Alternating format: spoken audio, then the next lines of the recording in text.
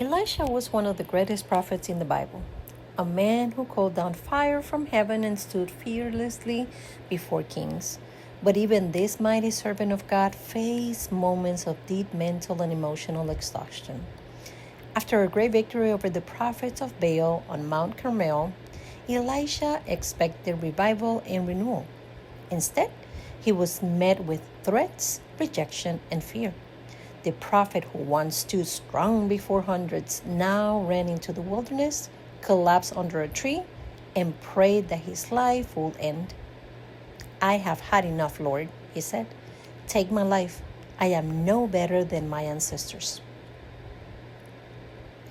In that moment, Elisha was overwhelmed, not by armies or enemies, but by despair, loneliness, and fatigue.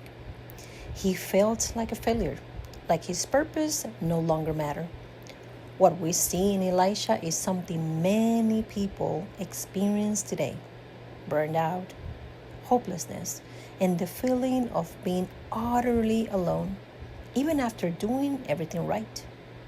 But what's beautiful about this story is God's response. He didn't scold Elisha or question his faith. Instead, he sent an angel to care for him, providing food, water, and rest. God knew that Elisha didn't need a sermon first. He needed strength for his body and peace for his mind. Then, in the stillness of a mountain cave, God spoke, not through wind, fire, or earthquake, but through a gentle whisper. That whisper reminded Elisha that God was still near. His life still had meaning. His story wasn't over. Elisha's struggle shows us that even the strongest believers can feel broken.